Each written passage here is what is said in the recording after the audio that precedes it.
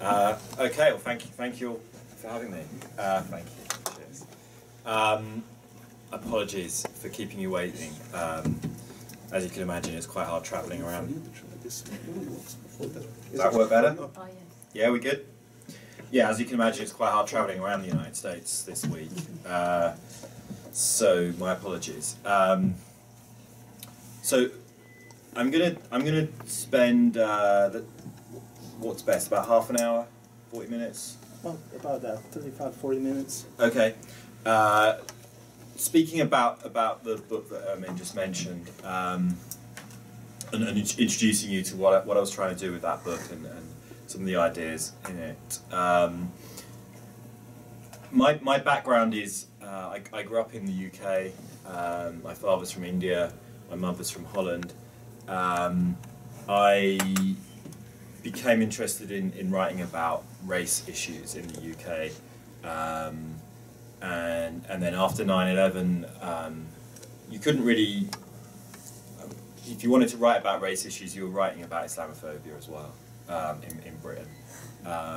So that's how I became interested in those issues, and I moved to the US about 4.5 years ago to kind of do similar work here. So the book that's come out recently was based on a year in which I spent travelling around different parts of the United States to do research on Islamophobia. So I spent some time in Minnesota, in Texas, in New York, Michigan, and a fair bit of time in Washington DC as well, doing interviews with all kinds of different people. So in some places I was doing interviews with FBI agents who are working on counterterrorism. Some places I was doing interviews with Homeland Security officials in Washington, and then quite a few interviews with Muslim community activists as well. And kind of the best way to begin really is to spend a bit of time thinking about this concept of Islamophobia, right, which is in the title of the book, and it's a word that we use a lot nowadays. But it's not a straightforward word, I think, to use or to define.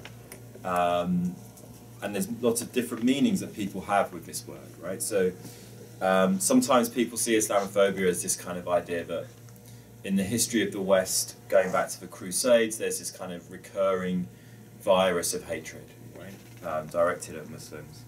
That kind of is this continuous history going back to the Crusades.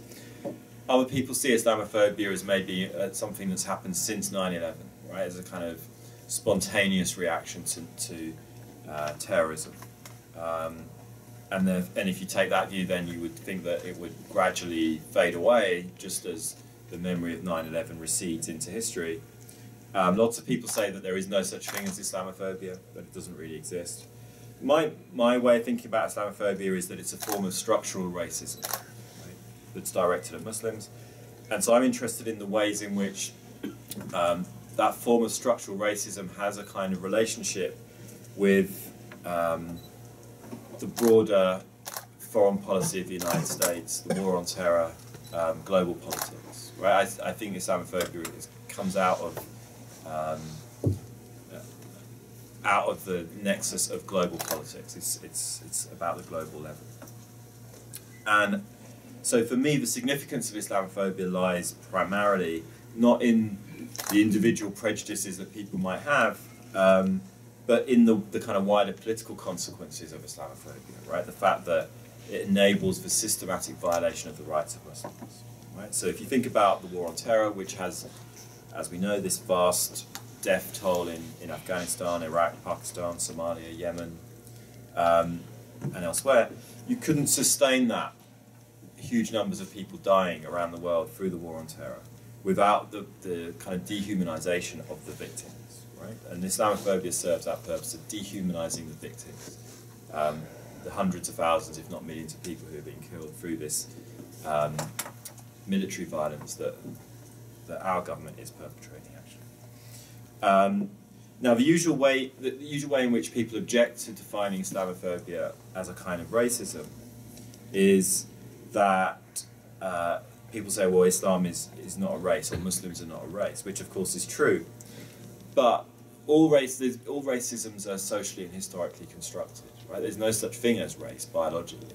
So in that sense, this objection doesn't really amount to very much, and it's perfectly possible for all kinds of cultural markers that might be associated with being Muslim to be turned into racial signs, right? So it signifies racism. So in this sense, you can see Islamophobia as quite similar to anti-Semitism, right? Anti-Semitism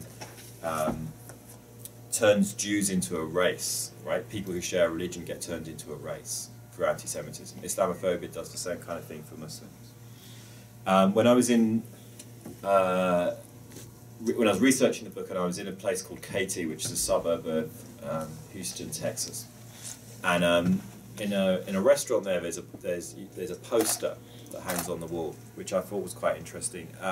So in this poster, what you see is this poster's been created by the owner of the restaurant. On the poster, you see one of those famous pictures of a lynching taking place, right? So maybe 100 years ago, you see the tree, you see the body hanging from a branch, you see a group of people in the front looking quite pleased with themselves. And where you would normally see the black face of the victim, instead superimposed had been put a kind of stereotypical image of an Arab. And then the caption that had been written on the bottom was, let's play cowboys and Iranians, right? So it's obviously a kind of shocking image. It seems to be glorifying violence against Muslims. And obviously whoever's created it doesn't distinguish between Arabs, Iranians, it's all the same. So a shocking image, but also a revealing image, right? Because what you can see there is different moments in the history of racism in the United States, right? You have, with the reference to cowboys and Iranians, you have a reference to the original genocide of the indigenous people of the Americas. It's obviously a reference to cowboys, let's play cowboys and Indians, right? Then you have the image of the lynching, the reference to the Jim Crow system of racial segregation. And then, as it were, the final layer on that racial history is the kind of more recent Islamophobia, right? That is a kind of reworking or recycling of that longer history of racism.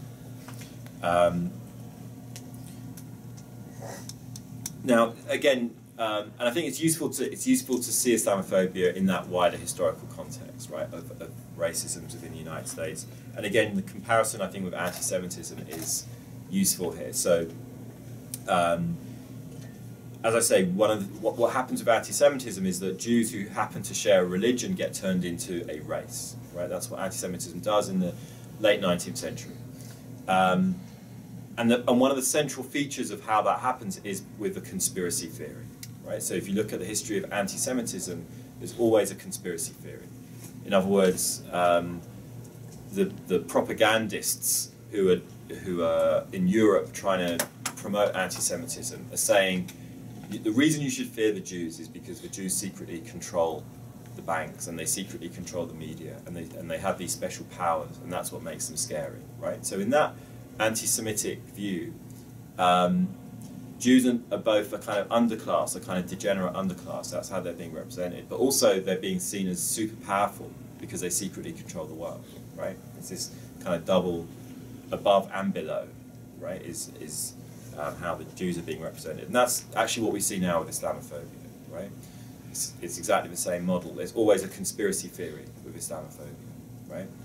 Muslims are not only being presented as threatening, as kind of dangerous, maybe ghettoized if you're in Europe, but they're also secretly controlling things, right? So, so the president, most powerful person in the world, secretly a Muslim, right? In Europe, there's something called the Eurabia theory, right, which is a theory that you see coming from Islamophobic websites and so forth, where the claim is that the European Union is a secret plot by Arab governments to control Europe and colonize Europe, right? It's a conspiracy theory, right? So again, just like with the history of anti-Semitism in the 20th century, always had this conspiracy theory, you see the same thing now with Islamophobia, right? To recognize that you know, to sort of accept this account of Islamophobia as a form of racism doesn't mean that anyone who's critiquing Islamic beliefs is automatically to be seen as somehow racially motivated. It does mean that we need to pay attention to the kind of social and political processes by which antipathy to Islam and to Muslims is acted out in, for example, violent attacks on the street, like we've seen recently in Chapel Hill, or institutionalized in state policies like profiling, violations of civil rights, and so on. Right? So, and just in the last month or so, we've seen once again a kind of debate being played out on the relationship between Islam and violence. Right? In fact, the same debate that's been repeatedly aired since at least 9/11. So amongst conservatives, you have this view that Islam is by its very nature a violent, fanatical ideology against which a new Cold War must be fought. Right? And then there's others, some of whom are Muslims, some of whom are secular liberals, who respond by saying that Islam is essentially a religion of peace, but it has a problem of extremism in which a minority of Muslims misinterpret the religion and are then turned into fanatics through an ideological process that people call radicalization. Right? We'll come back to this notion of radicalization later. So you have this debate between, if you like, conservatives and liberals. And so then each side in this debate starts to trade quotations from the Quran and from the classical Islamic sources, which of course means reading out of context and doesn't really settle things, and this goes on and on and on. Right? And for me, the point about this debate, which I find to be problematic, is that both sides in the debate are assuming that Islamic theology is fundamentally relevant in either causing violence or preventing it. Right? So the real meaning of this debate between conservatives and liberals on the relationship between Islam and violence is not what the debate seems to be. The real meaning of this debate is that Islamic theology is the key to understanding why terrorism happens.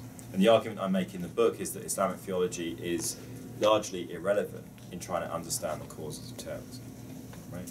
So jihadist violence, if you want to call it that, is not actually, as we're repeatedly told, we've been told it again this week by President Obama, that this week we've been told by Obama that jihadist violence is a perversion of Islam. Right? There is the good Islam, the true Islam, and then there's the jihadists who somehow pervert Islam. Right? That's not actually a plausible account of this violence that groups like ISIS are perpetrating. They are not a perversion of Islam. They're actually a perversion of anti-imperialism. Right? And the root causes of it do not lie in religious ideology, but in the political histories of the regions where they come from. Right? So where you've had decades of war, where you've had decades of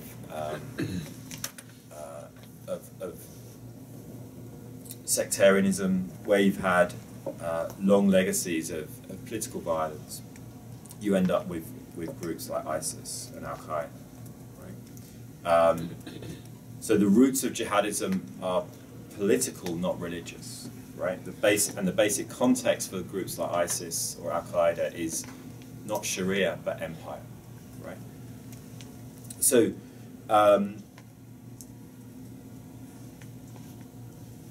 the argument that I make in the book is that we need to understand Islamophobia as linked to imperialism, right? It's linked to the US empire. Since the 1979 Iranian Revolution, US foreign policy has been linked to an ideology of a Muslim threat, a so-called Muslim threat, that has become a kind of collective unconscious of the US ruling elite.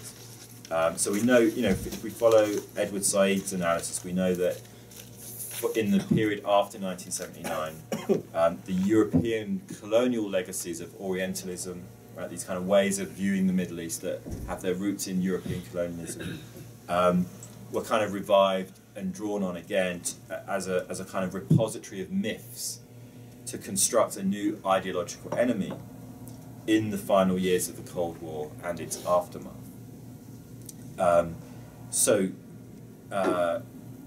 When the Cold War ends and communism is no longer the enemy anymore, you have all kinds of people who are saying Islam needs to become the new enemy. We need an enemy.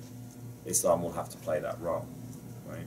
That doesn't change how geopolitics works in terms of political alliances and relationships. Saudi Arabia, for example, key ally in the Cold War when communism is the enemy, key ally in the war on terror when radical Islam is meant to be the enemy, right? Remains a key ally right through that period, even though the rhetoric of what we're fighting has changed, right? So the alliances remain the same, but the rhetoric of who the enemy is supposed to be changes. So from this perspective then, Islamophobia is not some kind of spontaneous popular response to incidents of terrorism, but it's a set of beliefs and practices that are rooted in the US foreign policy establishment and then spread systematically to popular culture and the general population. Right? So on one level, it's a product of the neoconservatives, the pro-Israel lobby, the humanitarian interventionists, all these different factions within the foreign policy world who have advocated that Islam should be seen as some kind of enemy. Right? It's from that space of think tanks and foreign policy agendas that you get this idea that terrorism is somehow especially to be associated with Muslims, right? And then in turn, those ideas have spread out from the world of think tanks in Washington to influence the kind of public rhetoric of both Democrats and Republicans, and influence the representation of Muslims in journalism and entertainment. And then more recently, we've seen the kind of emergence in the last 5 to 10 years of the kind of full-time Islamophobic propagandists who kind of provide a more kind of populist, a more kind of virulent kind of Islamophobic propaganda.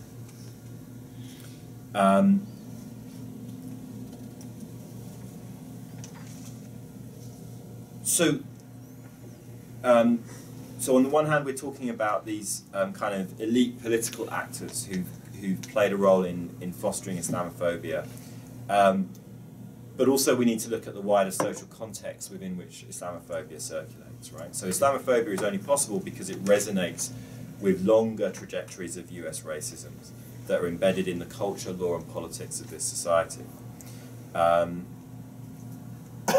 And so that's where we go back to that image of the poster from the restaurant, right, where Islamophobia is part of its longer history.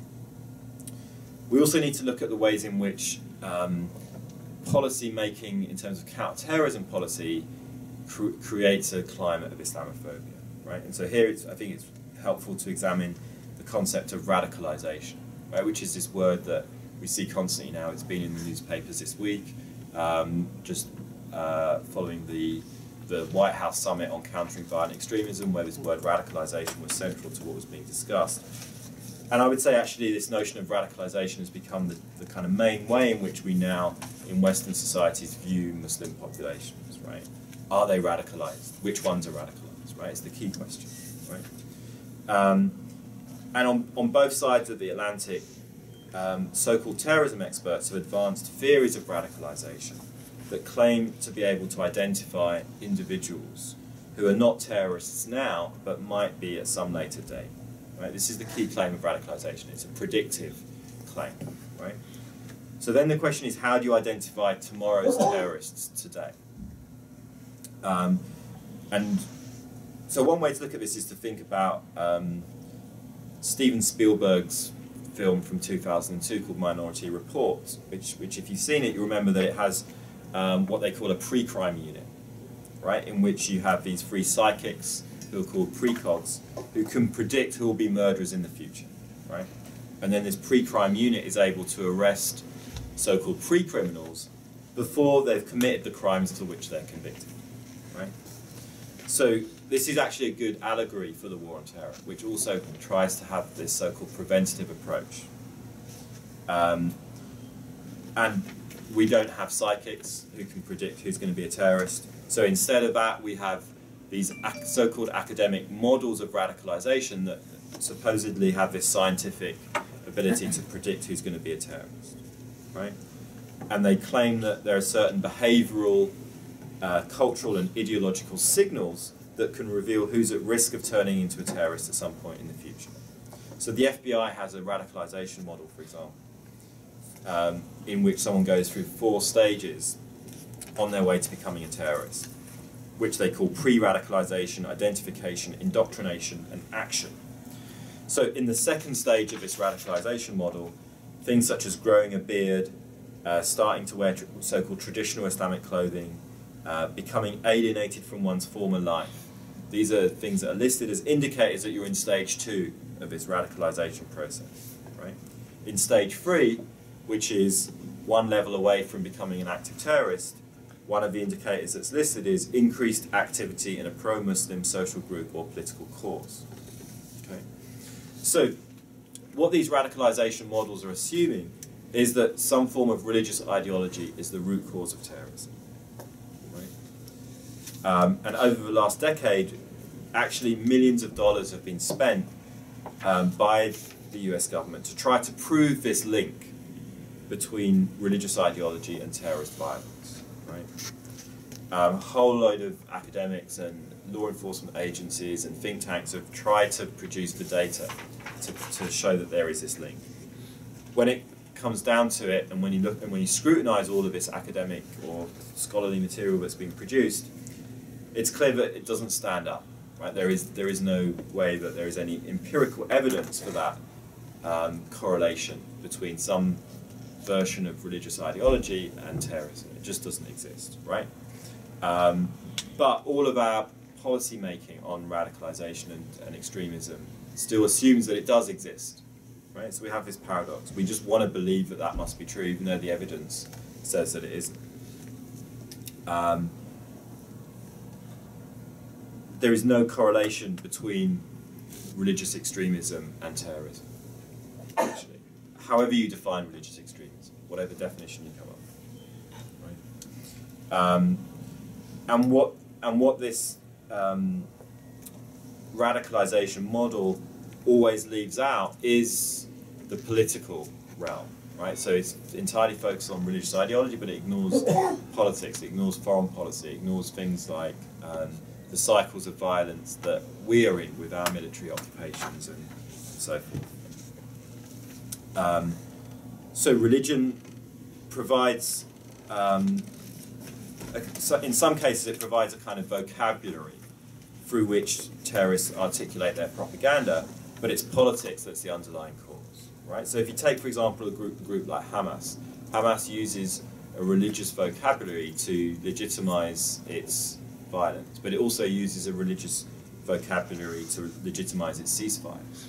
Right, so it's not the religious part of it that's driving its decision to use violence or not in a particular context. What it's doing is analysing the political situation in its conflict with Israel. It's an entirely political decision-making process, not a religious one. And we know that that's true from the whole history of terrorism. Right? The first modern kind of terrorist campaign that looks like what we're dealing with today is probably the anarchist bombers in the late 19th century, right? Who were carrying out assassinations and bombings round about 150 to 100 years ago. What starts their campaign is not ideology itself, but the experience of state violence. Right, so most of the first anarchist bombers are veterans of what was called the Paris Commune. Right, it's an event that took place in 1871 when a kind of working class radical movement took over Paris, a bit like the Occupy Wall Street of its day, and the French army was sent in, and tens of thousands of people were killed, suppressing that uprising. So then for a very small number of survivors, it then for them became legitimate to use violence against the state, right? They then turned to dynamite assassination, right? You can see the same pattern repeating again and again in the history of terrorism. You look at terrorism in Northern Ireland, right? What triggers the turn to violence by the provisional IRA in the late 60s and early 70s is the violent suppression by the British Army of the civil rights movement in the Northern Ireland, right? In South Africa, the turn to a campaign of bombing and sabotage by the African National Congress under Nelson Mandela happens after the Sharpeville massacre, right, when peaceful protesters face state violence, military violence from the apartheid regime, right? So this is the pattern. And then if you think about more recently, in Britain between 2003 and 2006, the number of people who are convicted of terrorism-related crimes more than doubles. Then from 2006 to 2009, it falls back down to the level that it was at before 2003, right? So why this sudden upsurge from 2003 to 2006? Well, it's not entirely due to the fact that the British government decides to participate in the war in Iraq in 2003, but that's a huge part of what's going on, right? You have, in 2003, millions of people on the streets of London protesting against Blair's decision to join the Iraq war. There's a sense of optimism that with that number of people on the streets in a democracy, this is likely to change the policy, but it doesn't change the policy. And so for a very small number of people, at that point it becomes legitimate in their mind. Obviously wrongly, but you can see the causation here is one in which, in that moment, the political situation, the political context, leads to them deciding that it's legitimate to commit acts of violence against their fellow citizens in Britain, right? And so then a few years later you have the 7/7 terrorist attack in London. It's not that their religious ideology changed, it's their interpretation of the political context. It's the photographs they're seeing of civilians being killed in Iraq, of Abu Ghraib, etc. Right? Okay, so we have this flawed model of radicalization, which focuses disproportionately on religious ideology, right? And it believes that you can spot who's going to be a terrorist by examining their religious expressions, right? So, what kinds of policies then flow from that? Well, if you think that you can spot who's going to be a terrorist by looking at their religious behaviour, you want a system of mass surveillance that's going to be able to collect all of those signs of religious expression and analyse it and then decide who's a risk, right? And so that's effectively what's been implemented over the last decade or so. So that's why that's essentially why we have these systems that we're kind of starting to hear about that have put Muslims under systematic surveillance in the United States, right? In the US, as of 2008, the FBI had a roster of 15,000 paid informants.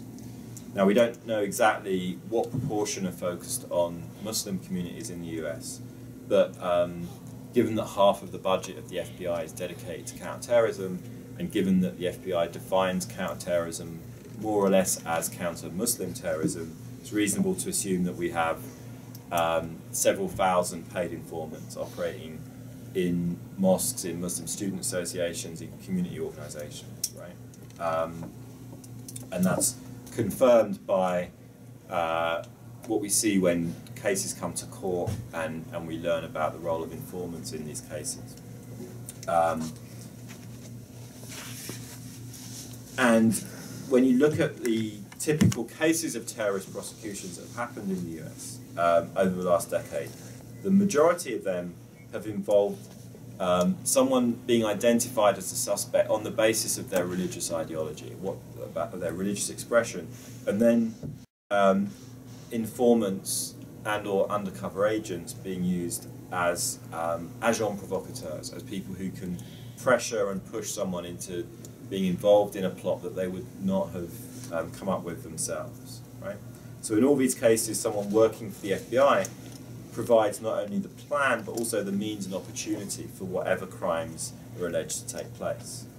In many cases, it appears that FBI agents or informants are able to manipulate vulnerable people with mental health or drug addiction problems into conspiring in acts of planned violence that they would otherwise not have been predisposed to, right? So this is a kind of systematic entrapment going on.